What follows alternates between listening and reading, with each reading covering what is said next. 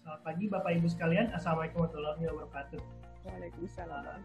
Baik, jadi topik dari presentasi saya, kita akan membahas mengenai lingkungan satuan pendidikan aman bencana. Seperti kata Bu Emi juga tadi bilang, kita sebenarnya di Indonesia itu sudah banyak sekali sekolah-sekolah yang mulai menginisiasi sekolah aman bencana atau misalnya satuan pendidikan aman bencana, dan juga dari berbagai macam lembaga ya didukungnya. Saya Alfianto Amri, saya mewakili dari lembaga namanya Resilience Development Initiative, sebuah think tank yang berbasis di Bandung, berlokasi di Bandung. Salah satu aspek penelitian yang didalami dari RDI itu sendiri adalah mengenai satuan pendidikan aman bencana. Jadi kalau misalnya kita lihat sendiri kan banyak sekali kalau misalnya kita lihat di dampak bencana di sektor pendidikan itu sangat beragam ya gitu. Selama 10 tahun terakhir kita ngambil datanya dari 2009 sampai 2018 itu lebih dari 60.000 sekolah atau satuan pendidikan terdampak. Jadi ini mulai dari TK, PAUD, SD, SMP, SMA, SMK, madrasah. Ini yang tercatat di datanya Kementerian Pendidikan dan Kebudayaan. Dan ini sebenarnya hanyalah data-data dari bencana yang berskala besar. Sedangkan bencana yang kecil, misalnya banjir lokal atau misalnya longsor, itu ada kemungkinan belum terekam. Jadi sebenarnya data ini jauh lebih besar realitasnya dibandingkan apa yang sudah terekam. Dan bahkan dengan data seperti ini saja sudah lebih dari 12 juta siswa yang terkena dampak. Nah, apabila Bapak Ibu lihat di gambar yang sebelah kanan layar, itu ada juga data-data mengenai bencana yang skalanya sangat besar ya gitu, khususnya untuk gempa bumi dan tsunami. Nah, sebenarnya Indonesia itu masih sangat diuntungkan karena kejadian bencananya itu kebanyakan terjadi di saat di luar jam sekolah. Kalau misalnya Bapak Ibu lihat, saya ambil contoh aja yang ada di kotak merah di sini, itu kalau misalnya kita lihat ya gitu, misalnya di kotak-kotak ini itu adalah bencana-bencana yang terjadinya itu di luar jam sekolah. Gempa bumi Aceh itu terjadi pas waktu subuh. Berikut juga dengan gempa bumi Jogja. Gempa bumi Jawa Barat terjadinya pas sore hari. Gempa bumi NTB itu juga terjadi beruntutan, tapi itu yang signifikannya, yang besarnya justru tidak berada di jam sekolah. Gempa bumi yang terjadi baru ini yang di Sulawesi Tengah itu juga terjadi pas awal mau maghrib gitu. Jadi memang banyak sekali kejadian bencana yang terjadinya di luar jam sekolah yang alhamdulillah masih menyelamatkan anak-anak dan para peserta didik dan juga warga sekolah gitu ya. Nah, hal itulah yang kemudian menjadi perhatian kita, karena dampak bencana itu di pendidikan itu tidak hanya mengenai dampak fisik.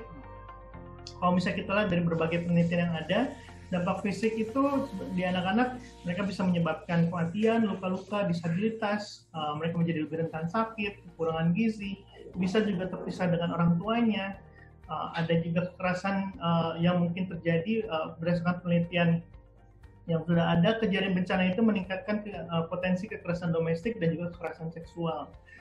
Di sisi lain juga anak-anak juga lebih rentan untuk dinikahkan lebih cepat, di mana banyak budaya di sekitar kita yang apabila dalam kondisi yang misalnya ekonominya terbatas, itu ada salah satu tindakan yang dilakukan, yaitu adalah menikahkan anaknya yang sebenarnya masih dalam usia sekolah. Dan juga ada kemungkinan anak-anak bekerja mencari nafkah dan juga mengakibatkan putus sekolah. Selain dampak fisik, itu juga ada dampak psikologis dan juga nanti dampak pendidikan. dampak psikologis, mungkin hal yang mungkin bisa bermanfaat untuk Bapak Ibu guru sekalian atau para stakeholders yang ada di sini. Itu kita juga harus bisa peka atau sensitif bila ada anak-anak atau peserta didik yang mengalami stres, susah tidur, cemas, ketakutan, perubahan perilaku, psikosomatis itu misalnya kayak dia sakit perut padahal sebenarnya bukan karena penyakit yang sebenarnya gitu, tapi karena pikirannya dia yang terpengaruh, terdampak sehingga kondisi tubuhnya juga ikut terpengaruh. Lalu juga ada PTSD, Post Traumatic Stress Disorder, yang cenderung memiliki risiko di anak-anak pada saat kejadian pasca bencana. Nah, untuk dampak pendidikan juga itu juga sangat banyak dan juga beragam. Baik itu anak-anak yang putus sekolah karena mereka mungkin tidak mampu, atau misalnya kayak kejadian di Palu, sekolahnya itu akhirnya direlokasi karena memang dia sekolahnya misalnya berada di zona gempa gitu, sehingga akses anak-anak untuk ke sekolah semakin susah. Terus ada kemampuan akademis yang menurun, pendidikan yang terhambat, dan juga mereka yang tidak bisa menyelesaikan pendidikannya. Nah, kita lanjut. Nah, kalau misalnya kita lihat sendiri, apa sih ancaman bencana di sekitar kita? Sebenarnya Indonesia sendiri ada sekitar 13 jenis ancaman bencana, mulai dari berbagai macam ya gitu. Saya yang pilih ini ada 5 yang paling populer atau yang paling sering terjadi, risiko gempa, tsunami, banjir, longsor, dan gunung api. Ada juga kebakaran, baik kebakaran hutan atau juga kebakaran gedung sekolahnya. Angin puting beliung juga semakin sering terjadi ya dan juga berdampak terhadap sektor pendidikan. Dan tentunya dampak COVID-19 juga ini merupakan rekor sangat besar sekali pengaruhnya dampak pendidikan, nggak hanya di Indonesia tapi juga di seluruh dunia. Untuk Indonesia sendiri hampir 650.000 pendidikan dampak, lebih dari 3 juta guru dan juga lebih dari 60 juta anak. Di sisi lain juga kita harus tetap perhatikan konflik sosial juga merupakan ancaman yang berpotensi terjadi, seperti misalnya kejadian di Papua yang baru-baru ini terjadi di awal tahun ya, masalah konflik dan beberapa bulan terakhir, itu juga berdampak signifikan di sektor pendidikan. Nah, lanjut ke selanjutnya, yang kita lihat jadi bagaimana kita memastikan sekolah kita aman terhadap bencana.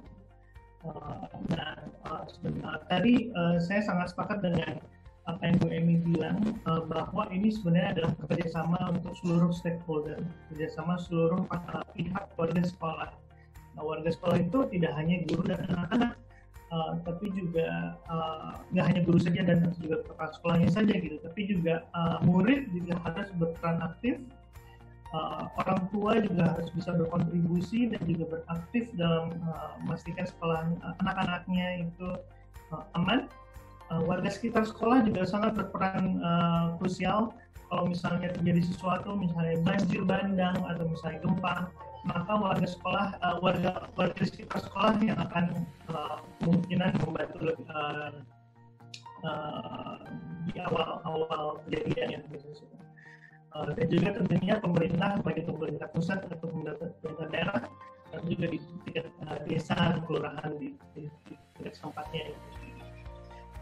Foto yang Bapak Ibu lihat ini adalah salah satu contoh di mana anak-anak dan juga orang tua, murid dan orang tua itu melakukan identifikasi risiko.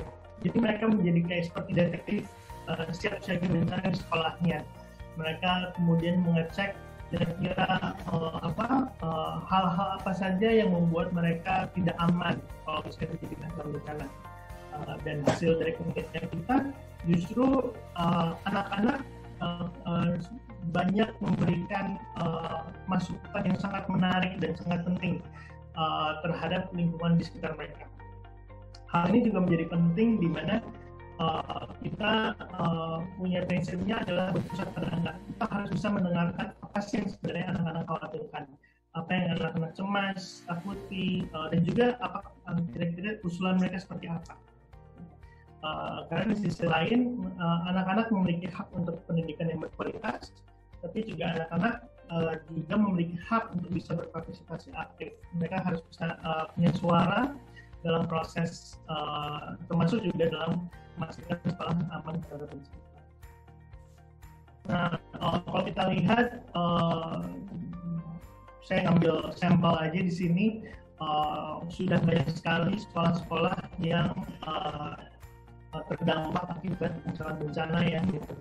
Baik itu banjir bandang di Lebak, atau gempa di NTB, atau kebakaran besar yang terjadi di Bekasi, atau puting yang banyak terjadi di berbagai wilayah di Indonesia. Nah, jadi kuncinya seperti apa? Bagaimana, apa yang harus kita lakukan? Itu adalah di sini ada kerangka kerja, atau misalnya ada langkah-langkah yang harus kita lakukan untuk memastikan sekolah kita aman dari bencana. Dan ini sifatnya harus komprehensif. Jadi tidak hanya bisa mengandalkan bahwa yang penting bangunannya aman, tapi juga harus orang-orang yang berada di bangunan tersebut, para warga sekolah juga harus tahu nih gitu, apa yang harus dilakukan sebelum, saat, dan sesudah. Kemana mereka harus menyelamatkan diri, jalurnya seperti apa, dan juga apa yang harus dilakukan pada saat terjadi kejadian dan juga sesudah kejadian. Dan itu masuk ke dalam pilar 3, pendidikan, pencegahan, dan pengurangan risiko bencana. Sedangkan terkait mengenai bangunan, sarana dan prasarana, fasilitas, yang apa saja sih yang pendukung untuk sekolah aman bencana, itu dibahas di pilar 1, fasilitas sekolah aman. Dan juga yang jangan lupa bahwa ada juga yang hal penting, yaitu terkait manajemen bencana sekolah. Di mana manajemen bencana sekolah itu kita membahas mengenai SOP-nya seperti apa, prosedurnya seperti apa, kesepakatan mengenai siapa melakukan apa dan di mana. Kalau misalnya terjadi kejadian, siapa yang akan ngurus P3K-nya, siapa yang akan ngurus evakuasi, siapa yang akan ngecek di gedung-gedung, ruangan kelasnya sudah kosong. Misalnya tindakannya adalah evakuasi keluar kelas ya, gitu. Nah, jadi hal ini harus dilakukan secara komprehensif ketiga pilar, dan juga tidak melupakan bahwa perlunya kajian risiko, dalam artian kita harus bisa mengetahui nih mana yang lokasi yang berbahaya, mana furnitur yang bisa menyebabkan luka-luka, mana jalur yang tepat untuk kita bisa menyelamatkan diri. Jadi beberapa prinsip yang saya munculkan adalah, yang pertama, dia harus adaptif untuk satuan pendidikan aman bencana. Dalam artian dia harus mengetahui nih kondisi lingkungannya sekitarnya seperti apa, dan juga bisa melakukan tindakan. Sering sekali kita lihat di berita terkait dulunya nggak pernah banjir, sekarang banjir. Dan ini sangat sering terjadi di wilayah yang pembangunannya pesat. Misalnya ada ada tol baru, ada mall, ada gedung bangunan yang dulunya sawah kemudian diubah menjadi kompleks perumahan gitu. Sehingga sekolah juga perlu adaptif dalam melihat perubahan-perubahan apa saja yang terjadi. Komprehensif, tadi kita sudah membahas bahwa tidak hanya tentang fisik saja, tapi juga aspek-aspek sosial, aspek-aspek prosedurnya seperti apa, pendidikannya seperti apa juga harus dilihat secara keseluruhan. Harus juga bersifat inklusif. Inklusif dalam artian kita juga bisa melihat apakah ada penyandang disabilitas di sekolah kita. Dan juga ini tidak hanya terkait peserta didik atau murid-murid, tapi juga mengenai gurunya, dari misalnya penjaga kantin, penjaga sekolah, pembersih sekolah gitu, dan semuanya yang berada di ekosistem sekolah, yang berada di lingkungan sekolah itu harus bisa partisipasi, harus bisa ikut serta, harus punya peran. Masing-masing memiliki peran dalam memastikan sekolahnya itu aman dari bencana. Dan juga inklusif juga dalam artian tidak hanya dengan penyandang disabilitas, tapi juga mengenai inklusif terhadap umur, baik itu yang sangat muda sampai yang lanjut usia. Terutama sekarang kita menghadapi ancaman pandemi ya gitu. Jadi warga sekolah yang lanjut usia dia akan memiliki resiko yang lebih tinggi dibandingkan yang muda. Jadi kita harus sangat memperhatikan apa saja hal-hal yang bisa kita lakukan untuk memastikan kelompok rentan, kelompok yang paling rentan dari ancaman bencana di sekitar kita itu untuk selamat dan juga bisa terhindar dari ancaman bencana. Yang berikutnya itu berkelanjutan. Banyak program-program sekolah aman bencana itu akhirnya berakhir di tengah jalan karena tidak dipikirkan aspek berkelanjutannya. Hasil penelitian kami beberapa tahun yang lalu itu kita melihat bahwa sekolah itu bisa aman bencana kalau misalnya didorong dengan dua hal. Yang pertama adalah kalau misalnya regulasinya mendorong seperti itu, misalnya ada kebijakan yang mengharuskan atau mewajibkan sekolah untuk aman bencana, atau memang ada motivasi dari pihak sekolah itu sendiri.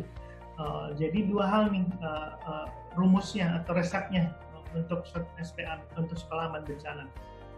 Nah, dari segi regulasi kita sudah ada Permendikbud nomor 33 tahun 2019 yang mencantumkan bahwa memang sekolah itu harus aman dari ancaman bencana, dan juga standar-standarnya juga sudah mengakomodasi ya, sudah mengikuti mengenai ancaman bencana seperti standar gedung, bangunan gedung itu harus seperti apa dan lain-lain. Nah, kelemahan kita itu adalah di pemantauan dan implementasinya. Walaupun ada kebijakan, walaupun ada regulasi, tapi sering sekali kita lemah di monitoring, tidak ada yang memantau, tidak ada yang mengawas, dan juga jadi implementasinya juga jadinya lemah.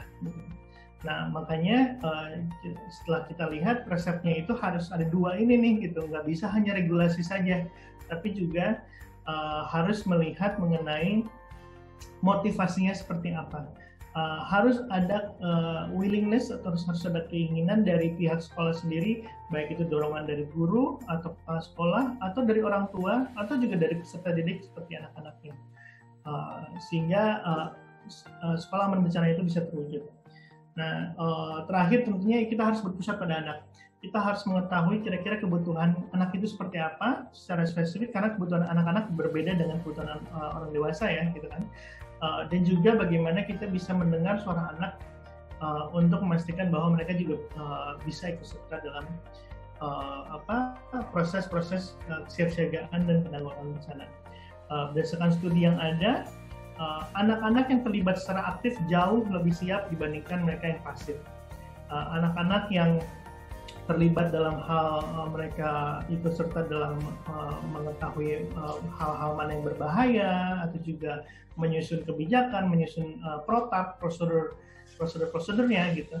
Mereka jauh lebih lebih paham, lebih cakap, lebih mampu dibandingkan anak-anak yang merekanya lebih pasif atau yang tidak ikut serta dalam kegiatan SPAP. Nah, kalau kita tadi melihat mengenai tiga pilar ya gitu, ada tiga pilar itu, dan juga ada lingkaran yang menjelaskan mengenai adanya pentingnya kebijakan dan juga adanya keterkaitan dengan rencana siapsiaga, rencana penanggulangan bencananya.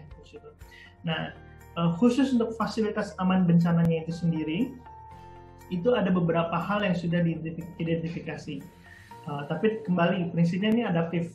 Jadi ini harus menyesuaikan dengan konteks dan situasi di sekolah, di setiap satuan pendidikan. Namun beberapa hal yang kita anggap sebagai general dan juga harus ada atau harus dilakukan, yang pertama adalah kita harus memastikan lokasi sekolah kita bukan di wilayah rawan bencana. Dan juga kita harus pastikan bahwa lokasi itu apakah masih aman atau juga sudah berubah. Seperti tadi yang dibilang gitu, mungkin dulunya nggak pernah banjir atau dulunya nggak pernah rentan longsor, tapi karena ada perubahan lingkungan, ada pembangunan, sehingga lokasinya menjadi semakin rawan bencana. Ada studi kasus di mana ada sekolah di Mentawai yang dia sangat rawan tsunami. Akhirnya karena hasil konsultasi dan desakan dari anak-anak dan juga orang tua, akhirnya mereka setuju untuk memindahkan sekolahnya ke lokasi yang tidak lebih aman dari ancaman tsunami. Yang kedua, itu desain dan pembangunannya itu harus sesuai dengan aturan dan standar. Dan ini juga sepertinya Bapak Ibu juga sudah sangat paham ya gitu, bahwa terkadang desain yang ada dan pembangunan yang dilakukan itu mungkin berbeda, atau itu karena kitanya lemah pengawasannya atau kita lemah dalam pemahaman dalam melakukan pembangunannya. Jadi ini juga perlu partisipasi aktif dari berbagai pihak untuk memastikan bahwa pertama desainnya itu sendiri sudah aman, dan kebanyakan kan kita khawatirnya adalah tentang gempa ya gitu gempa bumi, karena wilayah kita sangat rawan gempa, tapi juga harus melihat juga berbagai macam ancaman yang ada lainnya gitu. Sekarang potensi puting beliung itu sangat banyak dan sangat sering terjadi, yang mengakibatkan atap sekolah yang awalnya baru dibangun atau baru direnovasi akhirnya terhembus dan juga rusak gitu. Juga misalnya ancaman banjir, ancaman longsor, dan fasilitas sarana dan prasarananya perlu juga inklusif. Jadi kita juga harus kembali adaptif melihat kira-kira kalau misalnya ada penyandang disabilitas di warga sekolah, itu juga harus memerhatikan bagaimana kalau misalnya ada peserta didik yang menggunakan kursi roda, atau misalnya ada peserta didik yang dia mengalami disabilitas di penglihatan atau di pendengaran. Misalnya sekolahnya itu punya sistem peringatan dini dengan menggunakan kentongan misalnya. Jadi kalau misalnya ada suara kentongan, mereka anak-anaknya keluar sekolah, keluar kelas dengan tertib dan teratur. Tapi bagaimana kalau misalnya bila menggunakan kentongan itu untuk anak-anak atau warga sekolah yang dia mengalami disabilitas pendengaran atau memiliki perbedaan kemampuan untuk mendengar.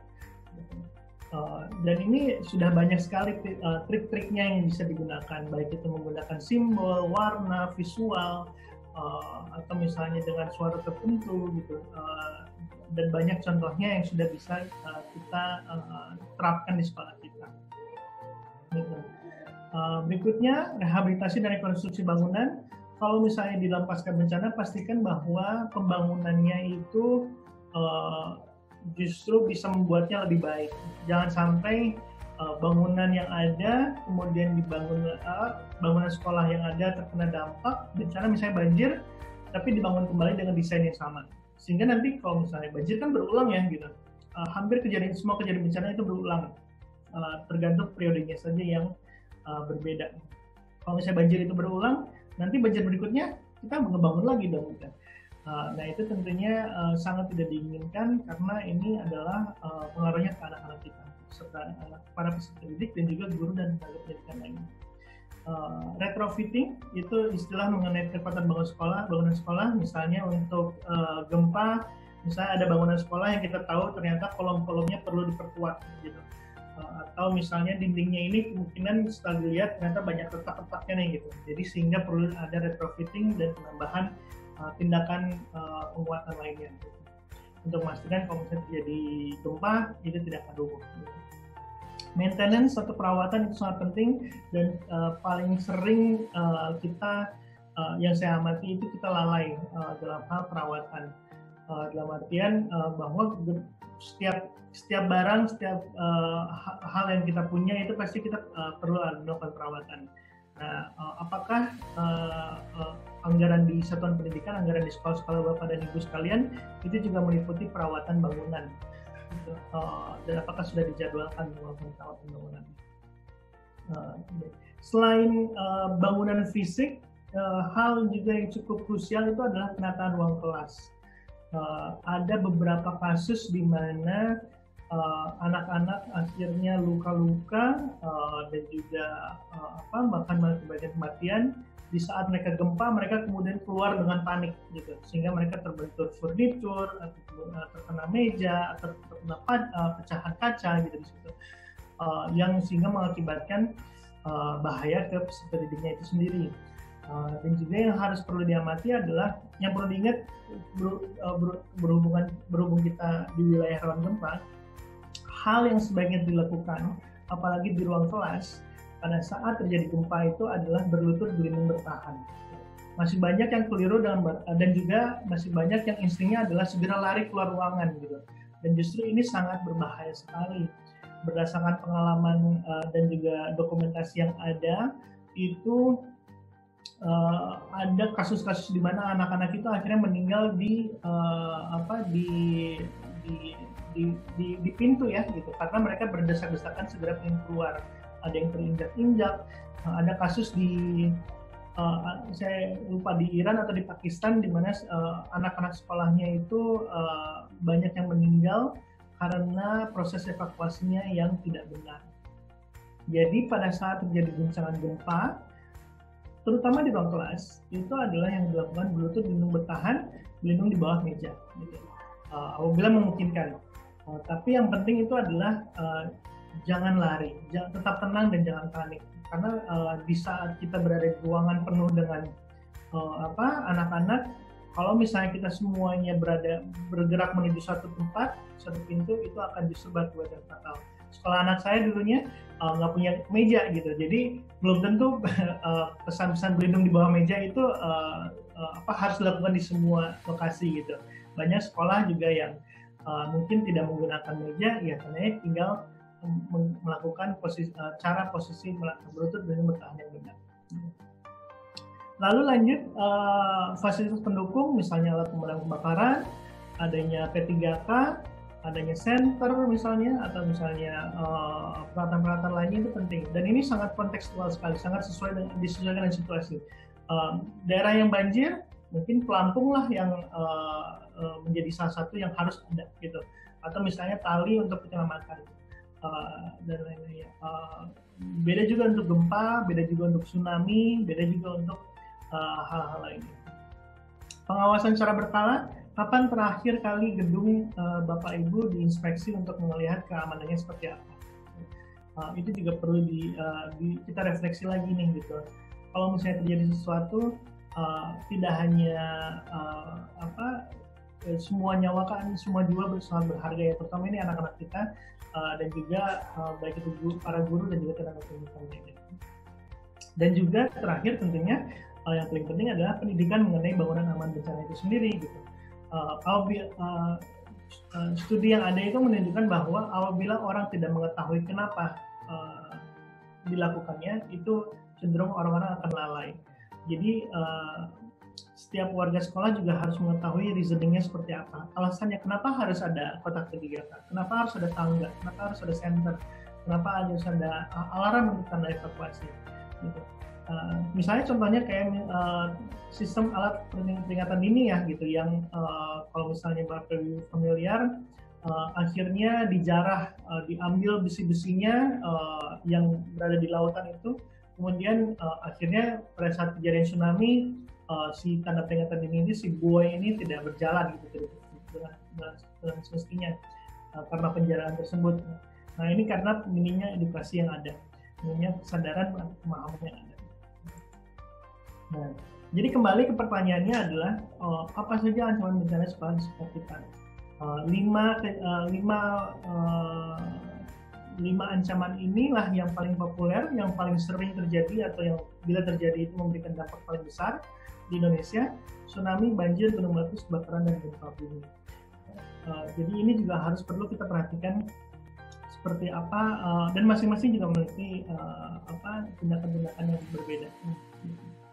Nah, sekilas juga kita tentunya sesuai dengan tema webinar ini ya gitu, bahwa kita adaptasi kebiasaan baru. Ini yang lagi trending dan lagi banyak diperhatikan, kira-kira apa sih sekolah aman COVID-19, seperti apa gitu. Kebetulan kita juga bekerja sama dengan Kementerian, saya juga terlibat di Kementerian Kebudayaan untuk menyusun panduan-panduan. Sebenarnya yang paling aman tentunya adalah pembelajaran jarak jauh, di rumah aja, belajar di rumah. Namun apabila merasa aman, zona hijau, minim resiko penyebaran penyakit dan kemudian sekolah akan dibuka kembali, ini ada beberapa rekomendasi yang diajukan, yaitu pertama adalah alat pendeteksi suhu tubuh secara jarak jauh ya, termometer gun itu. Perasaan dari beberapa hari lalu ada yang ada berita viral tentang termometer gun itu berbahaya, bisa merusak otak gitu, dan itu sebenarnya hoax. Jadi termometer gun itu aman, tapi harus dipastikan itu akurat. Nah itu juga harus dilihat, jangan sampai kita belinya tapi ternyata kualitasnya rendah sehingga itu percuma aja ngapain kita melakukan pendeteksian suhu tubuh. Hal yang paling penting, 3 hal terkait coronavirus itu adalah, atau COVID-19 itu adalah, pertama itu jaga jarak, cuci tangan pakai sabun dan gunakan masker saat keluar. Kenapa? Karena penyebaran penyakit itu berasal dari antara kita terpapar dengan orang yang sakit dalam jarak dekat, makanya jaga jarak, atau tangan kita yang kotor. Kenapa? Karena transmisi penyakit, masuknya virus itu ke dalam tubuh kita itu melalui mata, hidung, dan mulut. Jadi kalau misalnya tangan kita itu bersih, itu minimal kita bisa terjaga dari penyakit. Karena kita secara naluriah itu selalu ingin menyentuh muka, makanya tangan kita harus bersih. Baik itu kita mengelap keringat, atau misalnya kita ketawa, misalnya kita menutup mulut gitu, atau misalnya bersin gitu. Nah, jadi hal yang paling penting itu adalah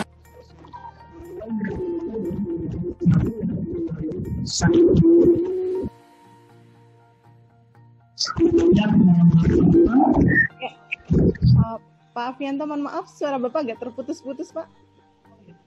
Ya, kalau mungkin masih kurang jelas, Pak? Oh, sebenarnya. Ya.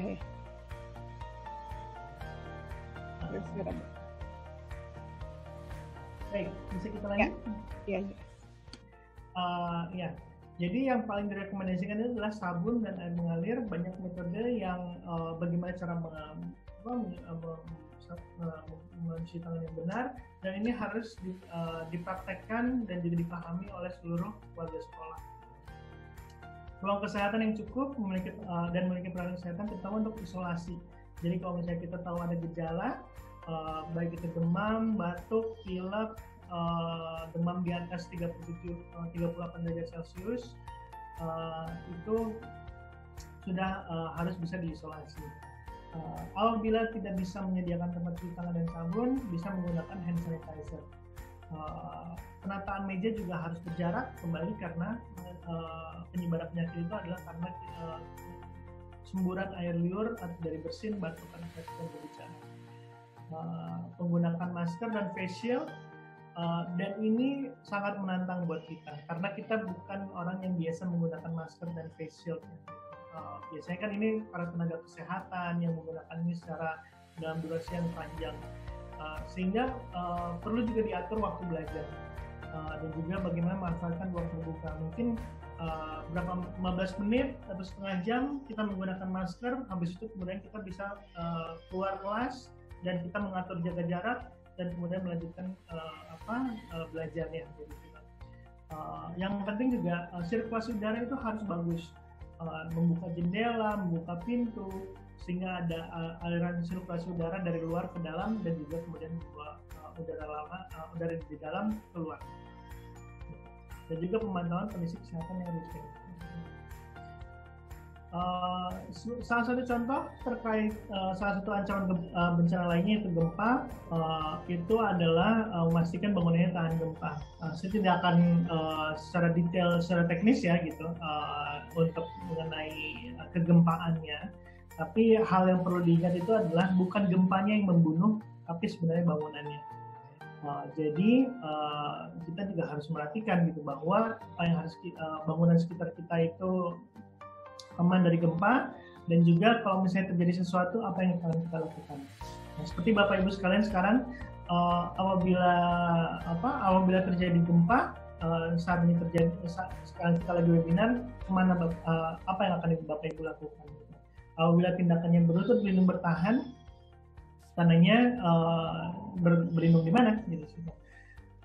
Kembali penelitian terhadap gempa itu penelitian yang ada itu menunjukkan bahwa kemungkinan kita untuk mati, meninggal atau luka-luka itu lebih besar di saat kita bergerak. Bila kita diam dan juga berlindung bertahan, itu potensi untuk selamatnya lebih besar dibandingkan di saat kita bergerak dan juga keluar. Secara statistik. Dan ini adalah panduan saat kembali ke sekolah. Secara rekomendasi kita, apa saja yang harus dibawa setiap hari, apa yang harus dilakukan kapanpun dari manapun, dan juga saat kita mau pergi dan pulang dari sekolah gitu. Ini kembali terkait sama COVID-19 ya gitu. Saat akan berangkat ke sekolah, saat di sekolah, juga saat selesai di sekolah. Kembali 3 hal yang paling penting: jaga jarak, cuci tangan pakai sabun, dan gunakan masker saat di luar. Itu merupakan prinsip yang paling utama. Olahraga yang rutin, makan makanan yang bergizi dan seimbang, jaga daya tahan tubuh, istirahat yang cukup. Itu hal-hal lain yang juga turut mendukung bagaimana kita mencegah terjadinya COVID-19. Sehingga juga pada saat nanti misalnya kita ada kesempatan untuk membuka kembali sekolah, di mana sekolah-sekolah di mana anak-anak kita kembali, itu juga harus kita perhatikan, juga harus jaga tentang bagaimana mereka tidak berkerumun. Saya punya anak saya anak kelas 4 SD, itu juga kalau diperhatikan kan pasti sangat susah ya, kita di zaman SD pasti senangnya main-main gitu, berkerumunan, berkelompok gitu, main gamesnya juga pasti yang bersama-sama gitu. Nah ini memang jadinya kita harus bisa ekstra keras untuk berpikir bila anak-anak nanti di sekolah mereka permainannya seperti apa yang bisa tetap mereka membuat jaga jarak gitu. Itu juga tetap harus diperhatikan. Karena mereka di sekolah tidak hanya masuk terus langsung belajar ya gitu, pasti ada saat mereka istirahat, saat misalnya berganti waktu pendidikan gitu, terus juga di saat mereka menunggu akan dijemput gitu. Nah hal-hal seperti itulah yang harus terus dievaluasi dan harus diperhatikan. Tidak hanya pada saat di kelas seperti apa, masuk sekolah seperti apa, tapi juga justru detail-detail yang kecil ini yang kita harus ekstra hati-hati. Jangan sampai kita kendor nih gitu, jangan sampai kita lalai atau luput karena kita hanya memperhatikan hal-hal yang utamanya saja. Ada juga beberapa sekolah yang punya inisiatif untuk melakukan home visit. Nah ini juga di mana guru kemudian berkunjung ke anak-anaknya gitu. Ada juga di beberapa negara itu di mana orang tua kemudian bersepakat untuk berkelompok, misalnya 5-10 anak, mereka ada studi group, terus kemudian mengajak gurunya masuk ke kelas gitu. Itu kita namakan sistem cohort. Nah, sistem cohort itu juga mungkin ini salah satu opsi. Nah, ini juga perlu diperhatikan banyak hal. Yang penting sih monitoringnya kita jangan sampai lolos ya gitu. Kembali, kebijakan bisa sangat bagus, rencana kita sudah sangat ajak gitu, sudah sangat oke, sudah sangat keren, tapi pada saat pelaksanaannya kita tetap harus melakukan monitoring secara berkala. Pemantauan kesehatan, dan juga kita harus sensitif kalau misalnya terjadi, kita harus punya rencana cadangan ya gitu. Backup plan atau plan A, plan B, plan C. Rencana A, rencana B, rencana C. Jadi kalau misalnya dilakukan opsi misalnya cohort gitu, atau misalnya sekolahnya kembali masuk gitu. Nah kalau misalnya ada gejala, apa yang harus dilakukan gitu. Jadi jangan sampai kita panik dan kemudian melakukan tindakan yang gegabah. Misalnya udah ada gejala ada warga yang ternyata dicurigai gejala gitu misalnya COVID-19, Artinya ya harus dilakukan adalah melakukan tracing, kita harus menyelidiki nih siapa aja kemungkinan orang-orang yang bisa berada di kontak yang dekat dengan si orang yang mengalami gejala ini gitu. Jadi itu yang harus terus kita perhatikan dan juga pantau terus. Ini kembali adaptasi kebiasaan baru, apa sih yang harus kita bawa gitu ya. Jadi sekarang kan kita perlengkapannya beragam nih gitu, harus bawa hand sanitizer, harus punya masker dan juga masker cadangan, alat makan dan juga bekal itu harus disiapkan. Jangan sampai kita berbagi-bagi ya gitu, karena itu justru meningkatkan potensi penyebaran penyakit. Alat ibadah juga sebaiknya bawa sendiri, baik itu yang beragama Islam atau yang beragama non-Muslim lainnya juga, baik itu misalnya kitab atau buku-buku dan lain-lain juga itu sebaiknya menghindari penggunaan barang secara bersama. Jangan lupa obat-obatan pribadi. Kembali lagi ke kelompok rentan terkait COVID-19, itu tidak hanya mengenai lanjut usia, tapi juga orang-orang yang sudah mempunyai penyakit bawaan. Dan juga tidak sedikit penyakit bawaan ini baik itu berada di orang dewasa, misalnya guru-guru atau juga anak-anak ya gitu. Anak-anak yang obesitas, memiliki tekanan darah tinggi, diabetes, itu bukan sesuatu yang jarang di Indonesia, terutama di kota-kota besar. Atau juga anak-anak yang memiliki asma atau kemudian alergi-alergi lainnya yang bisa menyebabkan bila terkena COVID itu bisa menyebabkan daya tahan tubuh mereka menurun dengan drastis. Kembali berhubung kita punya 3 protokol utama, 3 langkah utama, jaga jarak, cuci tangan pakai sabun dan gunakan masker saat keluar. Kita harus pastikan masker kita yang digunakan adalah masker yang benar. Jangan sampai banyak sekali ya kita lihat di foto-foto di mana maskernya kemudian hidungnya nyembul gitu, atau kemudian ditaruh di leher gitu maskernya. Nah itu justru sangat berbahaya dan juga berpotensi malah masker yang ada malah mengakibatkan penyakit ke orangnya gitu. Karena ini kan masker itu fungsinya adalah selain melindungi kita, tapi kita juga melindungi orang lain dari misalnya kita yang sakit tapi tanpa gejala. Itu juga yang sangat perlu kita perhatikan. Maskernya itu harus dilihat menutup hidung dan mulut secara sempurna. Pastikan tidak ada celah di antara wajah dan masker. Dan juga untuk membuka masker dan memasang masker itu peganglah tali maskernya gitu. Jangan sentuh si maskernya itu sendiri, karena ada kemungkinan tangan kita mengotori masker atau masker itu yang mengotori tangan kita. Dan kemudian saat menggunakan masker, saat menyentuh masker, kita kembali cuci tangan pakai sabun dan hand sanitizer. Materi saya mengenai fasilitas sekolah aman bencana sejauh sebatas ini, tapi saya ingin membahas juga mengenai kita baru saja melakukan studi terkait kompetensi guru di masa krisis. Penelitian ini didukung sama Wahana Visi Indonesia dan kita mempelajari mengenai apa sih yang terjadi di Sulawesi Tengah dan di NTB, dan juga kita melihat kira-kira apa sih yang diharapkan dari guru pada saat masa-masa krisis, pada saat masa-masa bencana, termasuk juga masa-masa pandemi ini.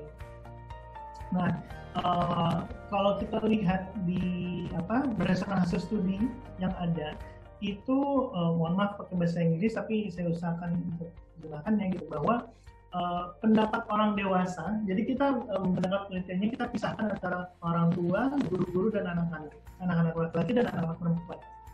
Dan ternyata pendapat orang dewasa itu mereka banyaknya lebih concernnya terhadap kompetensi profesional. Jadi guru-guru itu diharapkan bisa mengetahui tentang kesiapsiagaan bencana, tentang psikososial anak-anak, tentang pendidikan di saat masa bencana, gitu, tentang partisipasi anak, gitu. tentang pola hidup bersih dan sehat gitu. Dan ini banyaknya orang dewasa itu mengharapkan kompetensi profesionalnya. Gitu. Tapi menariknya itu pada saat kita nanyakan ke anak-anak seperti apa sih guru-guru yang kamu harapkan, dan mohon diperhatikan bahwa ini yang kita tanya adalah anak-anak yang terkena dampak gempa, bencana yang cukup signifikan ya, gempa di Sulawesi Tengah, gempa dan tsunami di Sulawesi Tengah dan juga NTB. Gitu. Nah, suara anak itu justru mereka lebih menekankan kompetensi sosial dan kepribadian. Harapan dari anak-anak itu adalah mereka ingin gurunya itu jujur dan baik, bisa tegas tapi tetap bersahabat, bisa berpenampilan menarik, bisa memperlakukan anak-anaknya secara adil, bisa menyayangi dan juga tidak menghukum mereka dengan kekerasan, bersifat positif, bersifat optimis, bisa kreatif, bisa sabar, dan juga bisa ramah, bisa sopan, dan juga mereka bisa menghargai suara anak. Gitu. Nah, ini yang menarik. Kalau misalnya saya ngobrol sama teman-teman teman-teman guru, itu mengatakan bahwa konsentrasi terbesar atau fokus terbesar saat ini itu kebanyakan terkait kompetensi adalah lebih kompetensi profesional. Tapi jarang kita membahas mengenai kompetensi sosial dan juga kompetensi kepribadian. Sedangkan hal ini yang perlu dipertimbangkan, bahwa inilah suara anak, bahwa anak-anak ini justru mengharapkan gurunya itu seperti ini. Dan hal ini justru semakin kuat di saat mereka menghadapi krisis. Jadi sebenarnya hal yang kita simpulkan sejauh ini dari penelitian ini itu adalah jangan hanya terlalu fokus di kompetensi terkait teknisnya saja, terkait profesional. Tapi mohon juga diperhatikan mengenai kepribadian dan juga sosial kompetensi-kompetensi tersebut. Karena inilah yang sangat berdampak kepada anak-anak atau peserta didik kita.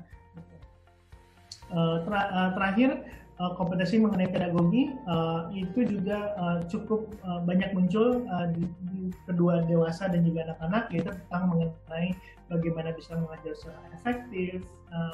Kalau di Sulawesi Tengah dan NTB kan mereka berada di sekolah darurat ya gitu, baik itu di sekolah tenda atau di sekolah yang semi permanen gitu. Nah, kalau di sini tandanya di masa pandemi, tandanya guru-guru harus bisa beradaptasi dengan melakukan pembelajaran jarak jauh. Bagaimana menggunakan berbagai jenis metode pembelajaran, baik itu luring atau daring, menggunakan lembar kerja atau menggunakan Zoom, kemudian Google Classroom atau banyak aplikasi lainnya gitu. Dan dua hal terakhir itu adalah bagaimana bisa mengkomunikasi lebih efektif, tidak hanya kepada anak-anak tapi juga ke seluruh warga sekolah, termasuk juga orang tua, dan juga bagaimana kepemimpinan dan manajerialnya di dalam krisis. Nah, hal inilah yang kemudian berpengaruh pada saat kita melakukan pendidikan di masa bencana. Kenapa saya share ini juga kembali, kita harus melihat secara komprehensif, tidak hanya tentang fasilitasnya saja, tidak hanya tentang sarana fisiknya saja, tapi juga kita harus melihat aspek-aspek lainnya, terutama yang berpengaruh di krisis. Slide terakhir saya, kita juga ingin memperkenalkan bahwa metode belajar sambil bermain itu paling efektif, terutama untuk kita mau mengajarkan tentang kesiapsiagaan bencana. Jadi yang penting itu anak-anak bersama keluarga itu bisa memahami tindakan-tindakan dasar, kayak misalnya apa isi tas siaga, apa yang harus dilakukan sebelum, saat, dan sesudah, kemana kita harus evakuasi, nomor telepon penting apa gitu. Dulu kita pernah melakukan penelitian, kira-kira anak-anak tahu nggak nomor telepon darurat itu apa? Kita pilihannya adalah 112, terus kemudian 911 atau 14045. Hampir semuanya kayaknya tahu ya 14045 itu apaan. Tapi ternyata nggak sedikit, cukup banyak anak-anak yang berpikir itu nomor telepon darurat adalah 911. Itu kan karena pengaruh juga dari film atau pengaruh TV gitu yang kemudian, padahal 911 itu bukan nomor telepon darurat di Indonesia ya gitu. Nah, kalau misalnya Bapak Ibu sekalian tertarik mengenai permainan edukasi siap siaga bencana, bisa juga mengunjungi Instagram predict.id. Itu di situ kita ada koleksi tentang permainan-permainan edukasi siap siaga bencana. Baik, mungkin begitu saja dari saya. Mudah-mudahan saya tidak terlalu panjang ya, Bu Emi. Iya, Pak. Ya. Terima kasih kepada Bapak narasumber ya, Pak Afianto Amri, yang sudah menyampaikan materi tentang menciptakan lingkungan satuan pendidikan. Ya, tadi seperti yang sudah Bapak sampaikan, Satuan Pendidikan Aman Bencana ini memiliki 3 pilar ya Pak. Di antaranya itu pilar pertama mengenai fasilitas belajar yang aman, pilar kedua mengenai manajemen penanggulangan bencana di sekolah, dan pilar 3 itu mengenai pendidikan, pencegahan, dan pengurangan resiko bencana. Nah, kita sudah mulai masuk ke dalam diskusi ya Pak ya. Ada beberapa pertanyaan yang sudah masuk dari para Bapak Ibu guru kita yang sudah bergabung. Saya langsung saja ya Pak, kita mulai sesi diskusi pada pagi menjelang siang hari ini waktu Indonesia Barat. Karena acara ini ditonton oleh seluruh Bapak Ibu guru di Indonesia, dan mudah-mudahan Bapak Ibu guru menikmati acara ini. Pertanyaannya yaitu dari Bapak Budiman, SMPN 1 Pangsit, Sulawesi Selatan, terkait dengan pilar 1, sekolah sepertinya tidak bisa berbuat banyak karena yang namanya kondisi, jenis, karakter, dan letak fasilitas bangunan itu mayoritas adalah terkait dengan ketentuan dari pemegang kebijakan, yaitu pemerintah baik pusat maupun daerah. Nah, seberapa jauh keterlibatan pemerintah khususnya dalam menentukan kondisi bangunan ini dengan program sekolah aman bencana? Sebab banyak sekolah yang dibangun atau dilakukan rehab namun kurang memperhatikan substansi sekolah aman bencana ini. Mohon Bapak jelaskan keterlibatan pemerintah daerah dan pusat ini harusnya seperti apa ya Pak ya? Karena kan kalau pihak sekolah sendiri tidak tahu menahu untuk pembangunan hal tersebut. Silakan Pak. Terima kasih Bu Emi. Terima kasih Pak Budiman, menarik sekali pertanyaannya. Kalau dari yang saya amati itu sekolah itu kan bisa melakukan pengajuan ya gitu. Misalnya kalau misalnya mau renovasi rusak berat, rusak ringan, rusak sedang gitu. Dan kemudian pemerintah daerah lah yang kemudian memutuskan apakah sekolah itu dapat intervensi atau tidak, dapat bantuan atau tidak. Ada beberapa kasus yang saya ketahui di mana sekolah itu akhirnya dibantu sama LSM atau ada non pakarnya gitu ya, yang kemudian memberikan penilaian, oh ini sekolah ini kemungkinan akan rubuh nih, atau sekolah ini sangat rawan kalau misalnya terjadi pada musim hujan berikutnya karena rentan akan banjir bandang gitu. Sehingga peran pemerintah daerah tentunya adalah menyediakan mengalokasikan anggaran dan juga membantu satuan pendidikan dalam memastikan sekolahnya aman bencana ya. Seperti misalnya pemerintah Provinsi DKI Jakarta gitu, itu sudah melakukan beberapa renovasi untuk sekolah-sekolahnya, sehingga yang dulunya rawan banjir akhirnya mereka bikin bertingkat misalnya, sehingga mereka bisa kalau misalnya terjadi banjir bisa lanjut pendidikannya di lantai 2 gitu misalnya. Terus juga pemerintah pusat tentunya ada memberikan regulasi dan standar dan lain-lainnya. Di sisi lain, pembangunan sekolah itu kan sekarang menjadi ranahnya PUPR ya, Dinas Pekerjaan Umum, sehingga ini juga perlu kerjasama yang kuat. Namun hal yang saya ingin tekankan kepada Pak Budiman itu sebenarnya agak kurang tepat kalau misalnya dibilang sekolah sebenarnya tidak bisa berbuat banyak, karena kembali pilar 1, pilar 2, pilar 3 itu masing-masing punya porsinya tersendiri dan itu saling menguatkan. Apabila pilar 1-nya kita lemah, maka kuatkanlah di pilar 2 dan pilar 3. Pastikan anak didik, peserta didik dan juga warga sekolah semuanya tahu nih kalau misalnya terjadi sesuatu gimana cara bisa selamat. Mungkin itu dulu.